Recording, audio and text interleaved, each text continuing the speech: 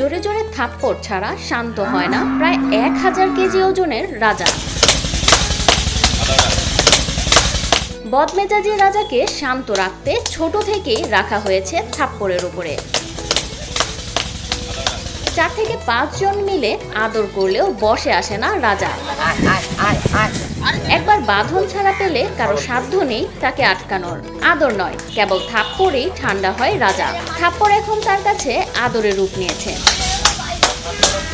দিনাজপুর শহরের মাতাসাগর এলাকায় রাজুর খামারে এই রাজার বসবাস। পরম আদরে প্রায় 3.5 বছর ধরে লালন পালন করছেন রাজাকে।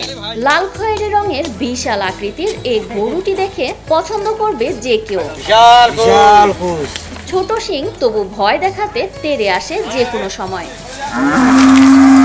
রাজাকে গোসল করাতে প্রসাধনী হিসেবে ব্যবহার করা হয় শ্যাম্পু।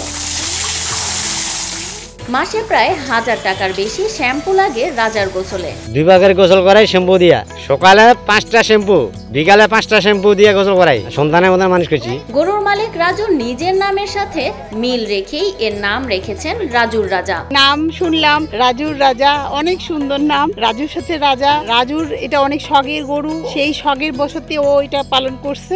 মোটা তাজাকরণ কোনো ঔষধ বা ইনজেকশন ব্যবহার করা হয়নি রাজার দেহে। রাজাকে 3 বেলা দেয়া হয় প্রাকৃতিক খাদ্য, তবু তার খাদ্য সংকুলনে মাসে ব্যয় হয় প্রায় 15,000 টাকা। খাবার দিই সকালে ঘাস, দুপুর টাইমে খৈল, সিটাগুড়, গুড়া, কাঁড়ি, ফিট আর খুদি দিয়া মাখি দিয়ে মিক্স করিয়া গরুকে খাবার দিই।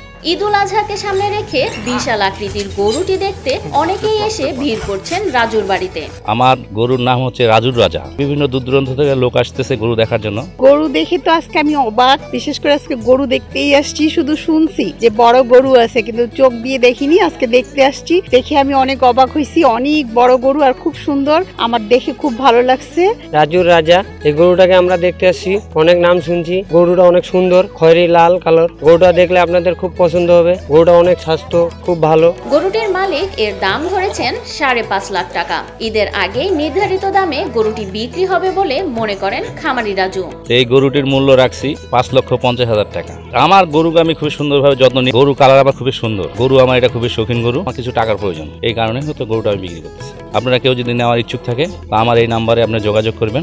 বৈরী আবহাওয়ার মধ্যেও ঈদুল আজহাকে সামনে রেখে খামারিরা তাদের গবাদি পশু লালন পালন করছেন। এই চ্যালেঞ্জিং সময়ে প্রাণী সম্পদ অফিস থেকে খামারিদের বিভিন্ন পরামর্শ প্রদান করা হয় বলে জানান জেলা প্রাণী সম্পদ কর্মকর্তা সারোয়ার হোসেন। আমরা খামারিদের পাশে সার্বক্ষণিক সেবা দিচ্ছি। তাদেরকে আমরা এই যে তীব্র তাপপ্রবাহ গেল, এই সময় করণীয় বিষয়ে সতর্ক করেছি।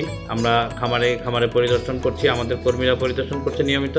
বিক্রির জন্য বাজারে নিয়ে গেলে সেটা আনার পরে যেন কোয়ারেন্টাইনে রাখে। বাজারে যেসব ফিড পাওয়া যায় এটা না খাওয়ায়। ন্যাচারাল যে খাবারটা রয়েছে অর্থাৎ ঘাস, আমরা ঘাস চাষের জন্য দিনাজপুরে আপনারা জানেন ব্যাপক হারে ঘাস চাষ হচ্ছে। এই ঘাস খাওয়াবেন, খড় খাওয়াবেন, ভুসি খাওয়াবেন এবং কোনো ধরনের স্টেরয়েড কিংবা হরমোন যেন ব্যবহার করতে না পারে, এই জন্য আমাদের কর্মীরা সার্বক্ষণিক তদারকি করছেন।